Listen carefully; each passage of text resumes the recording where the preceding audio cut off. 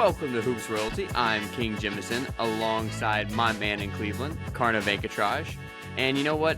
The Memphis Grizzlies might not be dancing anymore, but we can still dance. We can still dance in the intro music. Okay, Karna says no, but we're here to bring you Royal Hoops takes on the fourth worst team in the NBA, the Memphis Grizzlies, who are now 10 games under 500 for the first time since 2019.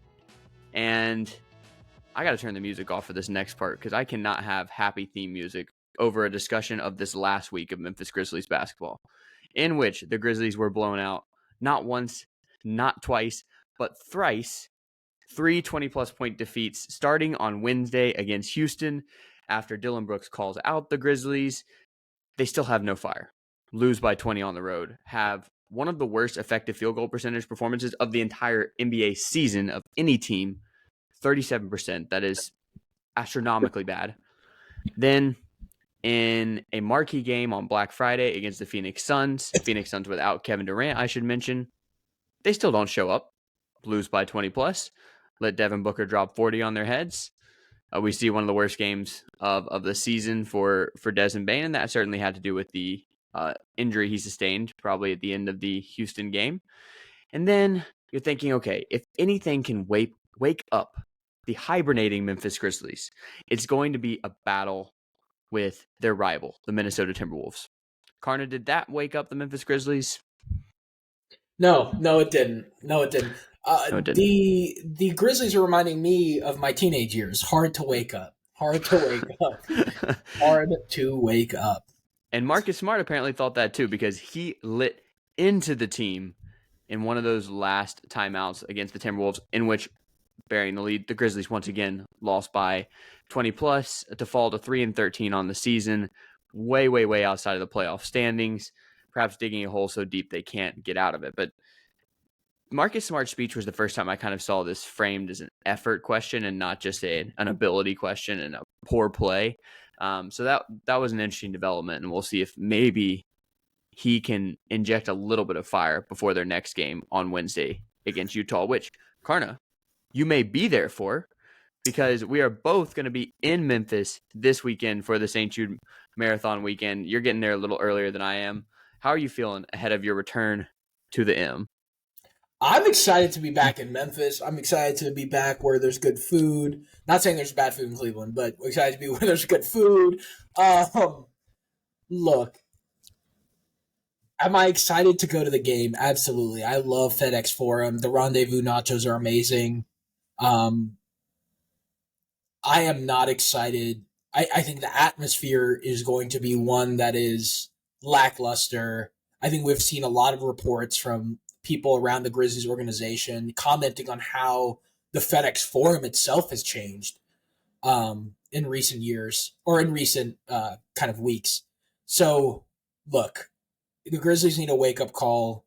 Maybe the Jazz is a get-right game, but I feel like we've been saying this all season. You know, good efforts against good teams, bad efforts against bad teams. We're stuck in a rut. I don't know what brings us out of it. I've exhausted all of my basketball reasoning to see what has really improved in this team, or what needs to improve in this team for us to get better, other than the players. But that's easier said than done, I guess. It's pretty impressive to score under 100 points in 3 straight NBA games in the modern NBA, especially since, in these games, the Grizzlies were generally getting to the line, too. It's not like the refs were screwing them over. This was just historically bad offense by the Grizzlies, a team that can't shoot threes, continuing to shoot threes, and a team that can't generate any easy looks inside the paint. But, Karna, let's just talk about something fun for a second. This isn't a college football podcast, but I just can't help myself, okay? As our resident Texas fan, I need you to tell me, what is the case for why one-loss Texas would deserve to get into the playoff over one-loss Oregon?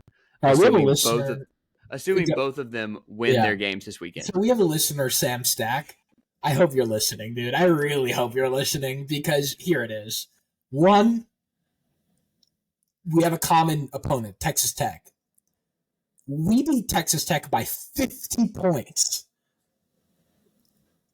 Oregon only beat Texas Tech by 8 points earlier in the season. We have the best road win in the country, right? in going into Tuscaloosa and beating apparently a world beating team in Alabama. Okay, so those are two key reasons. The third reason is Washington. The only thing that Oregon really has on its resume is a good loss, which is a good loss against Washington.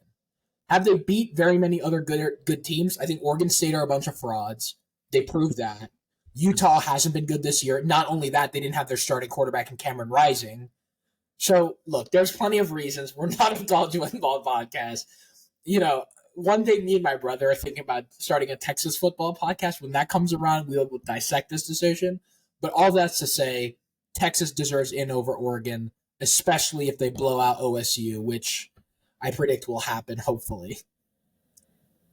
There's no resume argument you could make for Oregon, but the argument would be an eye test one, that I believe Oregon looks like a much better team. Much better team? Yes. A much better team? Yes. No way. Dude, they have a senior citizen at quarterback. Are you kidding me? A senior citizen who's probably about to win the Heisman, deservedly. No. Unless it's Jaden Daniels. Jaden Daniels is going to win the Heisman. First of all, Jaden Daniels is having a Joe Burrow-esque season. Everyone around him sucks. He leads that team in rushing and passing. No, that's crazy, but it's kind of bringing me back to our debate over John Morant's 45-point playoff games. It's the winning effort problem with Jaden Daniels. You're like, yes, he's putting up incredible stats. I think he's an amazing quarterback. I think he should be getting more NFL draft love. It's a regular season award. I know, but in a position that is most of all judged by wins or losses, it's hard to give it somebody. I don't agree with you, but we don't have to do all this. This is an offline. We'll have this conversation at Young Avenue Deli. Perfect. Well, we started it now. Listeners, please reply in the comments whether one loss Texas or one loss Oregon should get in and who should win the Heisman. But that's it for the college football and non-basketball banter of the episode. Let's get right into the royal decrees. So, Karna, in today's show, we're going to start with our royal decrees, of course. Then we'll get into news of the realm, where we'll discuss the Grizzlies signing 2 players under hardship waivers and predict the record for the 9 games they have remaining until John Morant returns, in a little early Christmas gift for the Grizzlies and the entire city of Memphis. And then in the royal court, we're going to debate whether this season is a blip on the radar or a scary sign of underlying problems in the organization. And because Karna is a nicer guy than me, wanted to keep it fun, we're gonna have a little Thanksgiving segment at the end to end with some positive vibes. But Karna, let's hear that royal decree. But before we do, you know what you're contractually obligated to hear first, that gavel of justice. Go for it. My argument is not in favor or against tanking. So before, I'm just going to say that at the top. My only argument in my royal decree is if we are going to tank, if that is going to be the Warriors-esque season, which kind of belays my argument for the royal court, the tanking needs to start now. It can't wait until, we get Ja back and see what happens. Then you're a middling team, and being a middling team is not where you want to be in the NBA draft. Something we discussed off air is the variance between the first 5 picks and the next 5 picks as far as NBA level talent. Now, this front office, if Gigi Jackson pans out, has proven itself that it can draft almost anywhere and it can draft well, right? Now, depending on how you feel about Roddy and Laravia, maybe there's some arguments against the front office's recent memory, but it becomes a whole lot easier to draft when you're in those first 5 picks. So my argument holistically is if you're going to tank, which I'm not saying you should, yet you have to start tanking right now. Today that decision needs to be made. And then we need to build a strategy around tanking. Is it limiting Desmond Bane's minute? Is it limiting Jaren Jackson Jr.'s minute? Is it maybe, sitting Ja a couple of games that maybe doesn't need to? There's plenty of ways to tank strategically, but that plan needs to be put in place today for the front office to be making that decision. See, I got to disagree. My critique would be we got to see what this team looks like with John Morant and with a relatively clean bill of health, which hopefully will come by the end of December. Because, of course, right now you have Marcus Smart, Luke Kennard, and Xavier Tillman out for the 2 to 5 week range. John Morant coming back at the end of that span as well. When you have all those guys back together, if you're still not winning over half your basketball games, the tank is just kind of going to happen by itself. And you may take further steps along that way at the trade deadline. But this is such a long season, and the play-in format makes it even longer. It draws out the desire and the ability to get to the playoffs. So you got to give yourself a chance to see what you look like with John Morant. As bad as it looks now, maybe you start winning games and get into the playoff. Here's my only... Or maybe you do exactly what you're doing right now, which is lose a whole bunch, and you don't have to like cost developmental minutes for your guys, but you still get one of those high draft picks. Right now, it seems very difficult to get the playoff, but it's not impossible. My only argument is if you keep delaying the decision to tank, the tanking becomes less effective, right? If you go out there and you put your best, first of all, let's put injuries aside for a second, because that more flows into the argument of whether or not they should be tanking. I think that's a pretty solid reason to tank, as this is maybe a lost season for some of the younger players, and we're already behind the 8 ball or behind the ball a lot in the West. The question you ask yourselves is, when John Morant comes back and how much of a deficit that we have to make up, are we contenders for the West? And I think the answer pans out as no, for me at least. And I think that is reason right now for the front office to look and say, hey, we need at least a solid plan in place, or a go, no-go decision on tanking at a certain point in the season, right? So even, let's say it's not today. I think it should be today. Let's say we take Kings Point. Then it should be within 10 games of John Morant coming back, right? So, but the further you delay that decision, the harder and harder it becomes to tank. The expected value of tanking goes down. What that means is the probability of you getting one of those 5 first picks becomes less and less and less, assuming that the front office is competent and can win games. And Taylor Jenkins's coaching staff is competent and can win games. So there's a lot of assumptions that flow into that decision. I just want that decision to be made now. And I don't care if we go back and we say, hey, we're going to try it, we're going to win games, and we're going to deliver the fans a good product. If that's a decision, that's also a fine decision. It just needs to be made today or like soon.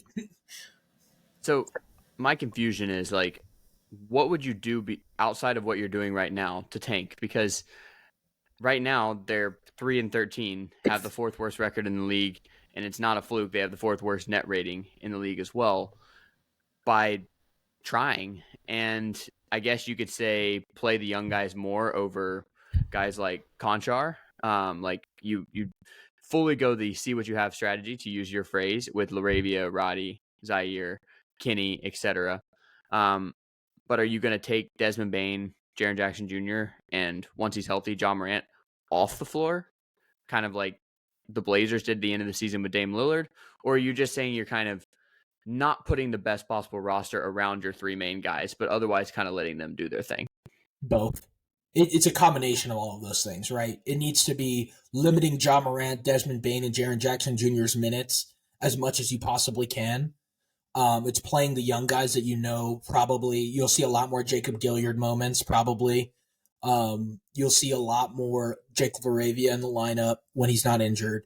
Things like that will be indications that we are planning on tanking. It's harder to do.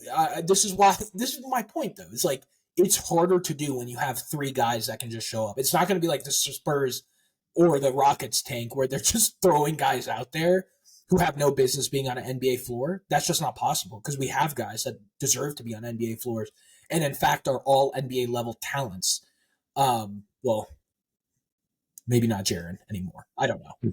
We're going to have to get into that too. Yeah. Listen, yeah. I hear you. I just don't think that's necessarily fair to Desmond Bane, Jaren Jackson Jr., and John Morant to, in a moment where they're in the peak of their career, or at least should be, and a healthy season, to not let them see what they can accomplish even individually. Forget it not being fair to those 3 guys. It's not fair to the city of Memphis. It's not fair to a lot of stakeholders in Memphis as well. That being said, do you want to win this is not the year that we're going to win a championship. I think we both agree on that. Yeah, of right? course. I think a fair counterpoint to what I'm saying is, okay, so is every year you're not going to win a championship a year that you're going to tank, right? And the answer is I no. don't think it should Is be, no. I don't think it should be, but the chances of us not making the playoffs have increased exponentially, and they increase each game that we lose, right? And every Yeah. game that we lose, the expected value of tanking, or the value that tanking has to the organization, it becomes easier, and that makes it a little bit more plausible of a strategy. Is my argument, and we need to either pick a strategy, either tanking or not tanking. Again, I'm fully okay saying not tanking is a strategy, but we need to pick one, and because as the season continues, right, it's going to get better. I fully believe it's going to get better. My question is, do we want it to get better? Do we want to be a 10th seed or 11th seed or just outside of the playoffs looking at an okay draft pick, or do we want to be last in the West looking at the best draft pick we can possibly get? That's just a question that I think the front office really needs to decide. And part of this that we're not talking about, the big piece that we're not talking about is there anyone in the top 5 that you're willing to do this for? No, Right? that's the thing. If That's there another was part a we need to talk Victor about. Wembanyama in Yeah. this next draft, then of course there's a lot more value to tanking, and you might even say, as a team in the Grizzlies' position that has a roster that's otherwise built to win, but just having a terrible season, injury, suspension, poor play, Yeah. whatnot, that okay, this makes a lot of sense for us to tank because we can add a win now generational talent by getting towards the bottom of this draft. But I don't buy there's that. Like not that. the flag is that guy. I just don't buy that. I don't. No. Oh, he's in the next draft. Sorry, or like Or Alexander Sarr, or yeah, you know, or like some international guy. I'm just not sure yeah, what the expected value of that is. But that the earlier draft pick also turns into trade capital too. Something to think about. But yeah, let's move on to your royal take. It's just I'm just saying let's make the decision now. Let's yeah. let's not wait. 10, 20 games down the road and then be like, oh, we're tanking. It's like, okay, cool.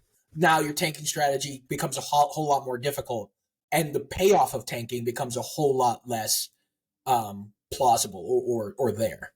And I say they are tanking right now, trying or not, and so you might as well let the Yeah. thing continue to play out, and maybe you improve enough to get the play on. Maybe the tank happens Internal on its own. suspension for Jaw 82 games. All right, let's get to my royal decree, which is more about the play on the floor. Yeah. Karna, stop me if you've heard this before. The Grizzlies are shooting too many 3-pointers. No, I've never heard. That's an awful thing that we haven't been talking about since the Jazz game. No, but I have to say it again because it was such the story of these last 3 games, in which, as I said, the Grizzlies failed to score over 100 in any of the 3 games, lost by 20 plus in each. The Grizzlies are the bottom of the NBA in true shooting percentage, 30 out of 30. And yet they're 4th in the NBA in 3-pointers attempted at 40 per game. But if you look in their 3 wins, they're averaging 35 threes per game. Now, I know it's not that simple. It's not like a 1-to-1 correlation, shoot less threes, win more games. But even with this injury-destroyed roster, you have better paint scoring potential than 3-point shooting. You need to give Jaren Jackson Jr. more post-ups. Even in this terrible season that he's having, he is above average in terms of the points per play when he posts up. Give Desmond Bane opportunities to be downhill Des. He's actually got a higher 2-point percentage than Anthony Edwards. He's generating good looks inside the paint. I actually think his mid-range pull-up is one of his most effective shots. Let David Roddy, Derrick Rose, and Santi Aldama attack the basket. You still need to space the floor, but your offense can't be built around jacking it up because you don't have the shooters to do that. You do have some people who can create inside the arc. Try to play inside out. Can't get worse, right?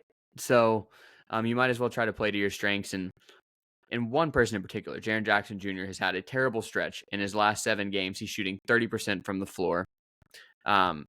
He is not the go-to offensive option that he was when John Morant was suspended last season, or that he was at times earlier this season. But giving him the ball in the paint where he's most effective is probably the best way to jumpstart him. And as we said with the tanking thing, it can't get worse. What you're doing right now is already leading to a tank, already leading to a lost season. But you know one thing's not working, and that's being one of the top 5 teams in the NBA in terms of three-pointers attempted, because you're not a good three-point shooting team. This is all I'll say on this. This is a philosophy thing, and this is my larger point about tanking too. Is like the philosophy needs to be put in place to make strategic decisions that make sense, right? Tanking is an intentional thing that you do. Shooting 3-pointers is an intentional decision making part of the coaching philosophy. But we don't have the personnel for it, right? It's like if a team wants to score a bunch of rushing touchdowns in the NFL, but has no good running back. It makes no sense to implement something like that. You're shooting yourself in the foot, right? We have Desmond Bain. He's a great shooter. Is he a generational shooter like Stephen Curry was? No. I would say he's probably a worse 3-point percent shooter than James Harden was when he was shooting threes. Not only that, sure, there's a ton of things about James Harden games that were James Harden game that was different than Desmond Bain. Look, we have a guy who can post up. He's pretty effective down there. Let's give him more touches. I couldn't agree more with this royal decree.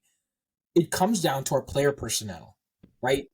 All the analytics and all the offensive philosophy will tell you to do one thing, but if you don't have the players to execute, then the philosophy is no good. So I'm with you.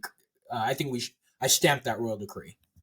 Prior to these last 3 games, they were, technically speaking, in terms of their ranking in the NBA, better at 3-point shooting than 2-point shooting. That is now flipped. The Grizzlies are now the worst 3-point shooting team in the NBA. What a fun stat to look up. Shooting 32.7%.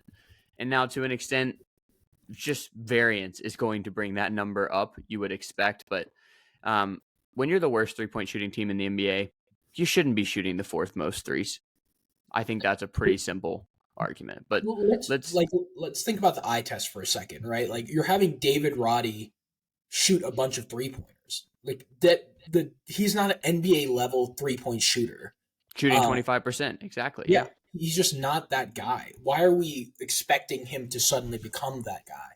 So that's a microcosm of a larger issue that the Grizzlies, I think, are having, which is something you brought up earlier, is where we don't have a solid identity.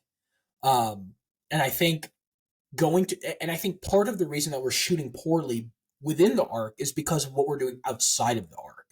I think if you play inside out rather than outside in, you're going to see the 2-point percentage increase, and you might even see the efficacy of the 3-point percentage increase, because teams are now cheating down low, and you have more open shots for your average to subpar shooters, and hopefully they can knock those down. If they can, that's another data point that tells you that your offensive philosophy of jacking up 3-pointers isn't working. Some notable 2-point percentage numbers. Bismack Biyombo, of course, only shoots 2s. He's shooting 59% inside the arc. You'll certainly take that, as he's not known as a great finisher. Marcus Smart, 57% inside the arc. Santi Aldama, 54% inside the arc. David Roddy, also 54%. Desmond Bain, as I mentioned, 51.5%. Now, Jaren is struggling in there, 47%. Zaire Williams, terrible, 42%. But a lot of your guys who are shooting a high volume of 3s and not doing it very well are doing, as you might expect, a whole lot better closer to the basket. Let's try to get them some looks there. I know the counter argument is you're not generating good looks. You don't have people to create for themselves. I just told you one way. Get Jaren post touches. Let's let some of our guys like Santi Aldama and David Roddy have opportunities to just attack the basket, at least on a closeout. So let's transition now, though, to news of the realm. Okay, for news of the realm, we of course need to hear those trumpets. Karna, the Grizzlies signed 2 players, Jalen Noel and Shaq Harrison, to 10-day hardship contracts because they have 6 players out for at least 2 weeks. Whew. Noel got into last night's game and actually was the only Grizzlies player to be positive in the plus-minus. He had 4 points, 5 rebounds, 3 assists in 13 minutes. It is a very sad state of existence when the Grizzlies need an ex-Timberwolf to give themselves some juice. That used to be the Grizzlies, who were taking advantage of the Timberwolves' lack of energy. But regardless, some extra depth can't hurt. And also, Shaq Harrison was on the Grizzlies over the preseason. He just got cut in the roster crunch, but he was already somebody the front office identified as being a helpful player. So, Karna, with the Grizzlies now carrying 3 extra players beyond their normal 15, do you think any of these players Noel, Harrison, or Biombo will stay on the roster once Ja returns? And if so, which current Grizzlies player should be cut to make that room? Biombo has to stay. So let's just get that out of the way. He's not replacing anyone because of injury hardship or like because they're going to be out for 2 weeks. He's replacing somebody who's going to be out for the season. And may not be on the team next year. Right. He's filling that Steven Adams role. So he's not going anywhere. Um, as far as guys who can be cut or will be on the roster come, you know, December, January, February, do I think Noah or Harrison will be on the roster? Maybe if they show up in these next couple of games. Some guys that you could see maybe go down are Laravia. I would hesitate to say that anyone on the roster just because of age. Um, and this sucks to say, but I can guess this how maybe front offices might think. Front offices don't like to be wrong. And the easiest way not to be wrong is forcing a situation when you're not wrong. And cutting a guy like Laravia or Roddy is confirming to a fan base, an already pretty angry fan base, that you drafted wrong. That's So facts. do I think that they're going to cut some of those guys? No. I think Biombo stays and then we figure it out. Maybe we make a trade, but he has to stay. So that's my only argument. Noel and Harrison are not long for the Grizzlies roster, I would say. What are we carrying 3 over, you said? Yeah. Yeah, so we cut Noel Harrison. So now there needs to be a decision made. Maybe you see Lofton go. Maybe. That's been the most common one because he's only on a 1-year deal. Yeah. I would say you probably see Lofton go. But it sucks to say because I think he's a dynamic player that can be used in a couple different ways. But I think Laravia and Roddy were spent too much draft capital on. So that's what I would guess is Lofton. I think your assumption's not wrong that the front office is going to be very hesitant to get rid of those guys. Let me propose a model where they could in a way that might actually be helpful and stomachable for Zach Kleiman. So Biombo needs to stay, plain and simple. You don't have Steven Adams for the season. You probably don't have Brandon Clark for the season. He and Santi Aldama have the best net ratings of all rotation players for the Grizzlies. Biombo and Santi Aldama do. Biombo has transformed the Grizzlies' rebounding. Personally, I would be looking for a 2-for-1 trade to make this roster crunch work. Something like Jake LaRavia and Zaire Williams for an established player, post or wing. Someone like Alex Caruso, who's part of a team that's very clearly tanking in the Chicago Bulls, right down the road from me. They might not take Jake LaRavia and Zaire Williams and a pick for Alex Caruso, and that's a lot to pay for them anyway, but the pick might be the tantalizing effect. And frankly, Alex Caruso is not a player you want on a tanking team. He is very helpful in the moment. He doesn't have much of a future upside. So maybe they want to take a shot at LaRavia and Williams. Or if you want to get more expensive and trade away somebody you actually do like on the roster, you could go something like Brandon Clark and Zaire Williams for Bojan Bogdanovic in Detroit.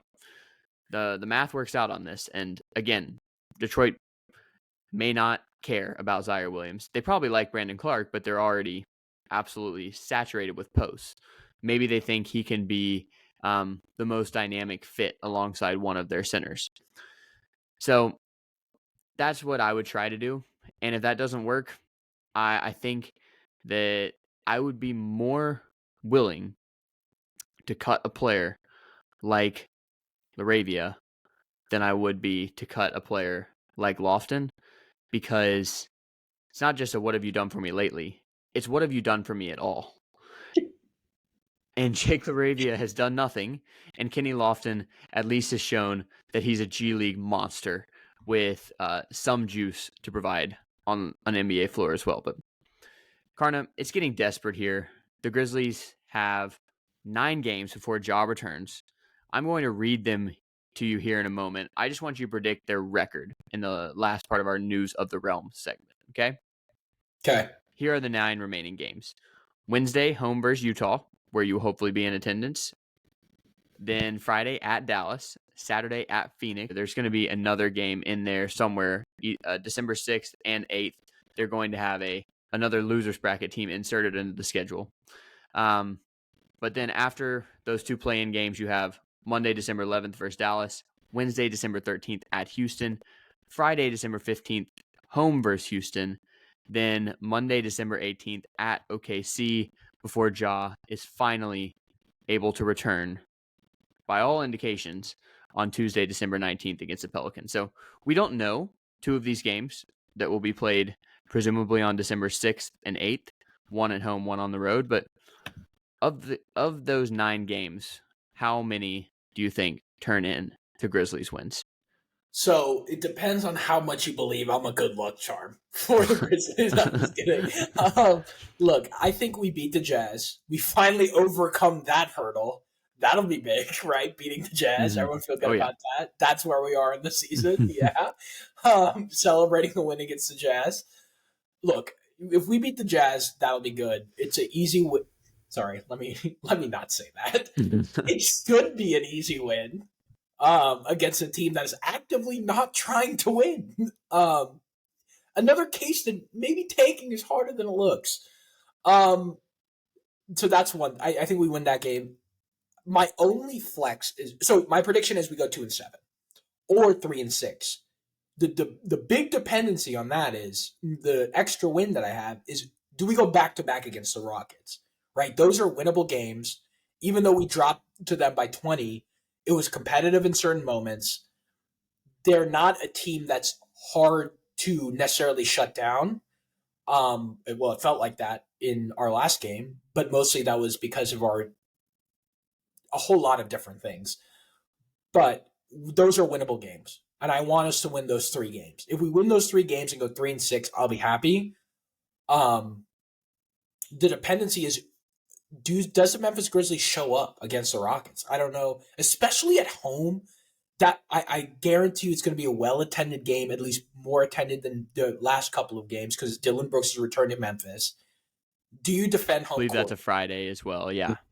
If you let Dylan Brooks, whatever team Dylan Brooks is on, win at home in the FedEx Forum, then we need to have we should have a sit down about Desmond Bane, Jaren Jackson Jr.'s leadership, because there should be no case where Dylan Brooks can step on the court in FedEx Forum.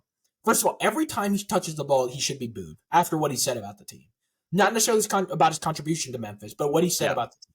I agree. That was the death knell. I mean, I might not have been booing him every possession just based on his poor performance for the Grizzlies, but after he's then going to turn around and act like he was the missing piece all along and criticize the team from afar, no, he's getting booed. He should absolutely be booed to a respectful amount, but no like full beer cans being thrown at him or whatever. I think that really happens in basketball as much, but I've seen it in college football. But no mustard thrown at him. Shout out Nealand. So all that's to say is, look, that's a game you wake up for. That's a game that you win.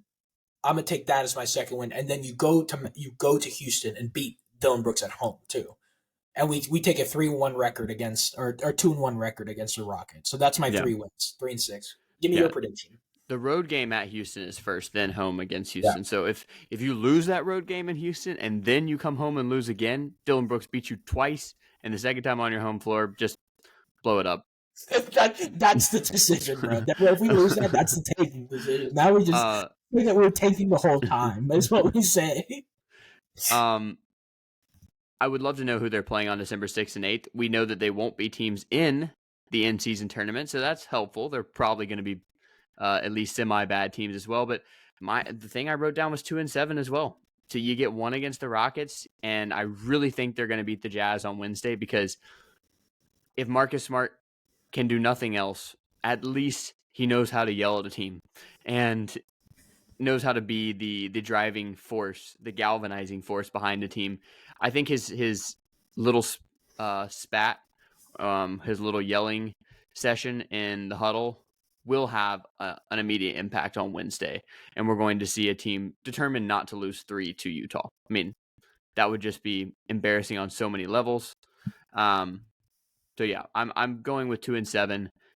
and that would put you at 5-20 when John Morant returns. You'd have to go 35-22 to get to the 40-win plateau, which is what it took to get into the playoffs last year.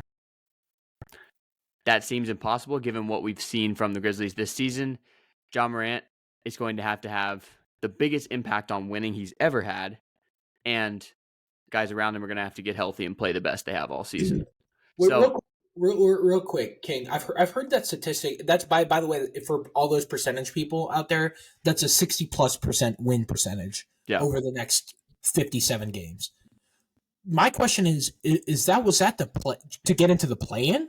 Just to get to the 10 seed last year, yeah. You had to get to 40 wins. That was the mark last year. So then my argument is this, then, real quick, going back to the tanking thing. If that seems impossible or close to impossible, why isn't tanking more on the table? I mean, I just think that what you would do to tank, it's too early in the season to do that because it's not fair to Jaren Jackson Jr. and Desmond Bane to take them off the court when they are near the prime of their career. And, maybe they're not necessarily playing for a contract, but they're playing for their NBA legacies. And in this NBA where we have people missing entire seasons in a row, you shouldn't have somebody miss a healthy season. So if the thing to do to tank would be to take those guys off the floor, that's not something you're going to do until the very end of the season. Yeah, okay. I think that's about keeping your stars happy, but nothing keeps a star happier than winning a championship. That really solidifies the legacy. Like, do you care about winning, or becoming a fringe all-star, or do you care about winning a championship, right? Like, I guess that's not exactly the decision, right? But just something for Grizzlies fan. I think a lot of Grizzlies fans are at that point, right? Along where what the front office should be, which is like, do we tank or do we not tank? And I think we should get into that next episode, but just something to consider as we look forward into the season is there's going to be a lot of times where we're going to be like, is this the time now or is this the tipping point into tanking? And it could be this next stretch. We go 0-9. Is that it's feasibly possible? And one thing King and I were talking about before we started the episode is it's more plausible that we go 0-9 because these are teams that we've actively lost against. The teams that we just said we'd win against are teams that we've actively lost against by large margins. It's more plausible that we go 0-9 than 9-0. So I think that's a very interesting time as far as where we were last year and the year before that to the year we're currently having to have that discussion of going 0-9 rather than 9-0. Something to just think about. Yeah, crazy that is a possibility. I think that's a good transition to our second to last segment since we got a little bonus one at the end. Okay, in our last segment, the Royal Court, Karna, we're going to be debating whether this horrific start to the season is a blip on the radar or a sign of struggles to come. Karna, what do you think? Is this something that's just going to be completely forgotten in a year's time, or are there signs of deeper problems with the franchise? I hate to answer this question in this way, but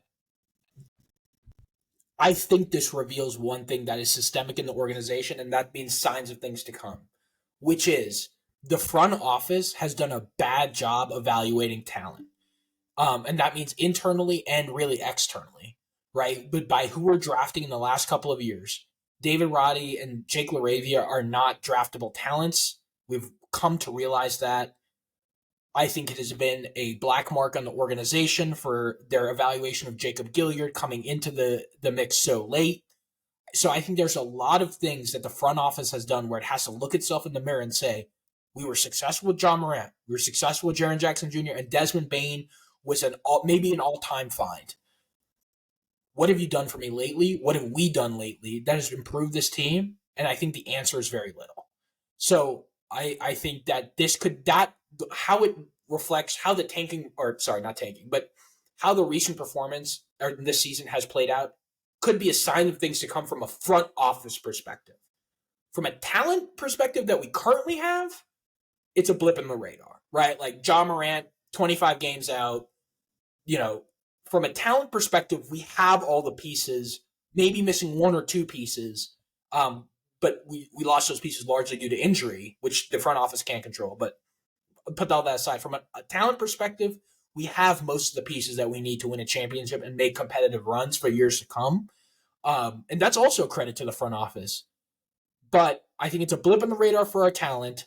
It is a longer term issue maybe a sign of things to come for our front office. And that's scary to me because that's how dynasties are built. So that's my point. It's two-sided. That's a good distinction. And I have a distinction to make as well, but kind of on the opposite side. I'm calling it mostly a blip on the radar, considering 3 of your top 6 players have missed the entire season thus far, that being Brandon Clark, Steven Adams, and John Morant. And many more rotation players have missed significant time. Of course, we've got Marcus Smart sidelined for 3 to 5 weeks. Luke Kennard has barely played this season. Other guys like Xavier Tillman have been in and out of the lineup. These are all more helpful than the guys you're putting out on the floor. But there are concerning things long-term for the Grizzlies too. One of them are Jaren Jackson Jr.'s struggles offensively. He has not answered the bell of being a go-to scorer, of being a night in, night out impactful offensive player, which is what you needed him to be with John Morant suspended. The other concerning thing is none of your young wings look like surefire rotation guys for years to come. Okay, I'm talking mostly about David Roddy, Jake LaRavia, Zaire Williams. David Roddy's the closest. At this point, I like seeing him out on the floor because at least you can guarantee he's going to give effort and do something. Zaire has flashes, but he also has the worst net rating on the team. By the way, Jaren is second worst net rating, so another concerning stat for him. And then you have LaRavia, who is indisputably terrible at this moment. That's really funny. So that's the concerning thing, is that you've been trying in the past few years to win on the margins with your drafting, to try to get some young guys who you know aren't going to be stars. You're just trying to draft role players at this point, and you're trying to get guys that you're going to be able to keep around for cheap on their rookie deal, and they're going to be able to contribute while on that deal. None of them look ready to do that. And when you combine that drafting issue, which relates to your front office take, and then also combine that with Jaren not being what he needs to be, which is your second best player, then there are some things that could limit this team's championship ceiling. I mean, I agree. I think one thing I will maybe push back on is, look, I've been the one that has really, really gotten after Jaren as a player, and we both have said critical things, but one of my rule decrees was he has a big game problem, which is proven to be true multiple times. And it's actually contradictory to and I'll put my hand up for this too. Something contradictory to what I said earlier in the podcast, or earlier when we started podcasting, is Jaren needs Ja. I was wrong about that. First of all, let's just start there. I was wrong about that. I do think there are some chemistry issues with Ja and Jaren, but I don't think either of us expected Jaren to look this lost without Ja on the floor. And that's because he didn't last year. Yeah, he did not look like that last year. And there was a lot of data points to at least come up with some of the research that I came up with, or at least come up with some of the arguments I came up with. But from the beginning of the season, Jaren's missing something. I think it has to do with Ja.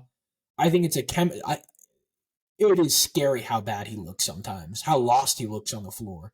And it's not just he's missed shots and, sometimes he just looks like he's passing the ball off. There's games earlier in the season where literally he would do nothing with the ball other than pass and pick. And I think it's a really great point. Jaren looks lost. That is scary for us. I hope it is a blip on the radar. But look, all that time in Paris did not do him any good. And stop. This goes back to another take. Stop with the Twitter, like, Jaren's going to take the next step. I've said this before. I say it again. Look, I think you're right. I think he has a big game problem, and more specifically, it is a concerning sign for as we make our championship runs, hopefully in 2025. Yeah. You need Jaren to be an all-star level player on both ends. He hasn't been that on either end this season. That includes his defense, which has really slipped of late as well. But we got to have some positivity. So let's finish this out with a segment you came up with, Karna, coming up with one thing we are thankful for the Grizzlies this season. So it's actually a two-part segment. It's a holiday segment. Okay. One Thanksgiving, one Christmas. What Okay. is one thing you're thankful for this season? All right. Right? Thanksgiving type stuff. And then what is one thing that you want to see under the Grizzlies Christmas tree delivered by Basketball Santa? I love it. First thing, what are you thankful for?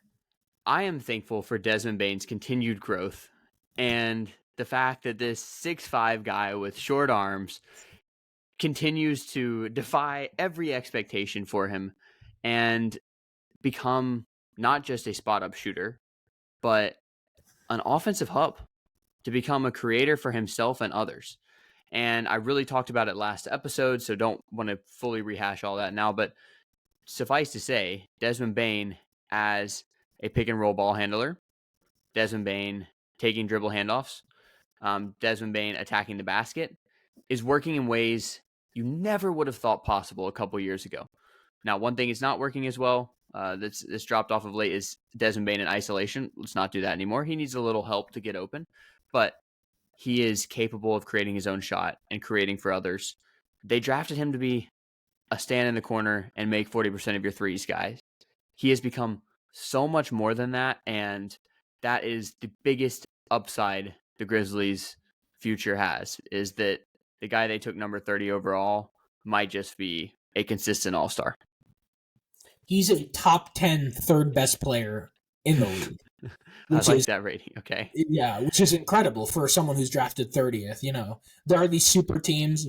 We have built one, or we have built a championship. I wouldn't call it a super team yet, but we've built a solid core with our homegrown talent, which is awesome to see. One thing I'm thankful for is being in a position where we have expectations, right? That is something that I think is very rare for some fan bases, right? As a part-time Rockets fan, right? And you imagine the fan bases of the Utah Jazz, the Portland Trail Blazers. At least our team has some expectations around them. So and I know it's pretty low, but I'm thankful for that. So, Kane, transitioning to the second part of the segment, what is something that you want to see Basketball Santa leave under, hopefully, Zach Kleiman's tree? Or Taylor Jenkins.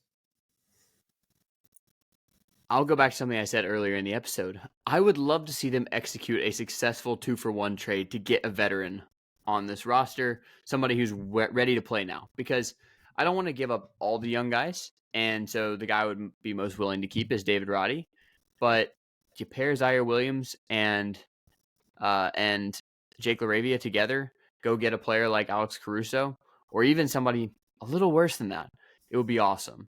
Bojan Bogdanovic, who could just fill it up and be a fantastic, probably like six man for this team to come off the bench and just give them a scoring spark. That would be amazing. So some capable veteran role player joining this team at the expense of one of these young guys who's doing nothing for us. That would be my Grizzlies Christmas gift. And it's interesting you say that. I think that is a very good indication. Doing something like that is a very good indication that the Grizzlies are not tanking. So if you see that could be your decision point that says, okay, the front office is telling us as a fan base that we are not tanking. Yeah, and one thing to add to that is a great point. I would not do somebody who's on a 1-year deal. Yeah. Because it's not worth it for this season to give up anything. You would need to get somebody who's at least locked up for next year too, in which case it's not just a move to try to salvage this season. It's a move to improve your championship odds moving forward. Yeah.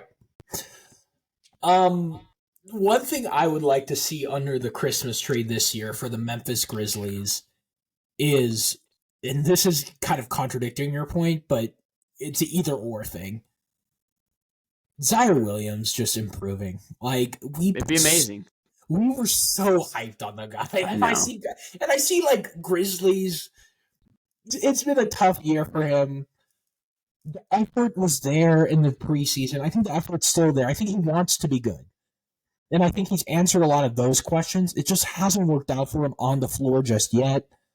Um, that's the only thing. I want to see just for him, whether he ends up in a Grizzlies jersey next year or not. I just want to see for him to like figure it out on the floor. And yeah, it'll help the Grizzlies, but just reaching that potential. It's always cool to see a kid reach his potential. And that's a teacher in me, I guess. But that's what I want to see from the Grizzlies going forward, and hopefully what's under the Christmas tree. I He's don't think it obviously will be, but he's obviously very well liked too. yeah. Everybody says he's a great guy, very hardworking. So yeah, I would love to see that for him personally. But Karn, I'm going to be less greedy. I'll say, can one of these young wings have a good month? Okay, can they just put together a month of encouraging basketball to where there's one of them that I would be sad if they were put in a trade? Here's a stocking stuffer for you. Yeah, you're welcome. IG Jackson. It's Yeah, it's is he time the to. season, right? Why not let him play? Why not? Why not is a great question. And I think the why not is like he's not physically ready, or you're still waiting to see Youngest player in the NBA, yeah. Yeah, he'd be like the youngest player in the NBA, and there's some like baseball philosophy around bringing a guy up too early. I don't know if it applies to basketball as much, but look, that would be incredible. It would definitely give a spark to the fan base, whether you're tanking or not tanking. Seeing the youngest player in the NBA ball out, even for one game. I mean, we were a playoff team last year, and seeing Kenny Lofton Jr. drop 40 was exciting. That game Yeah. meant nothing, and it was still exciting and generated excitement in the fan base. So it's something to think about. GG Jackson averaging 23 points per game, 6.6 rebounds per game, 2 assists per game, shooting 41% from 3 in 8 games with the hustle. He's not going to make you worse. And if he does, you take him off the floor. Why is he not at least entering the back end of your rotation? I don't know. So Yeah, that's a great stocking stuffer. Yeah. Karna, any last thoughts? Well, I mean, keep the hope. Look, I know it's been a tough season. Heck, it's a tough time in Memphis. I'm excited to go back. I love that city. I love this team. Just keep with it. It's going to suck for a little while, tanking or no tanking. Look, there's been I'm not going to get into it, but there's been recent indications that the Grizzlies are not on the top of the NBA's fun or willingness to cut slack to list, if that makes sense. We are not the league favorite. I think there's been a really, really obvious indication recently that we are not the best on this. It's Memphis versus everybody. It always has been. Let's go out and win games, right? I don't want to say we're playing for the franchise to be in Memphis, because we're not, because I think that will be around for a while. But anytime there's relocation, they'll always talk about moving it from Memphis. We love this team. We love this city.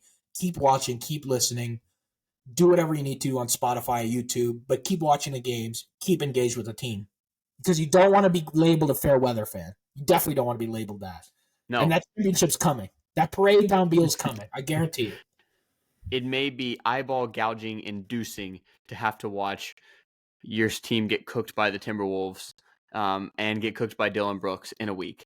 But stick with them. There are brighter days ahead. And honestly, brighter days in less than a month when Ja returns. At the least, they'll be fun then. Karna, any goals for Saturday's race? I called them to see if they could switch my half. So my hip's been hurting, so I called them to see if they'll switch my half marathon to a 10K. They said no. So my hip my leg not falling off is the main goal. Finishing, sounds like, which is amazing. And by the way, they have shots and snacks at one point along the race. I'm very excited to be back in the M. It is an incredible city. And the St. Jude Memphis Marathon is a great example of that. It's just, it's a really cool moment. I like that the course is more downtown this year. So hopefully it will have good weather. It can't be worse than the Great Lakes. But that's it for Hoops Royalty, bringing you Royal Hoops takes on the Memphis Grizzlies and NBA. Real quick. It's been a grind this season, but we're ready for it. Go ahead, Karna. King, if this podcast gets 100,000 likes, will you get a 901 tattoo? Yeah, of course, 100%. Yeah, I'll get a Hoops Royalty tattoo.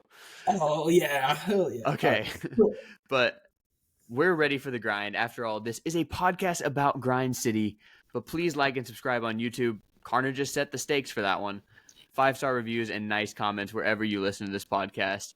We'll be back next week, and Karna and I will both have finisher medals from St. Jude Memphis Marathon weekend. But that's it for us this week. Thanks for listening, and have a great start to the holiday season.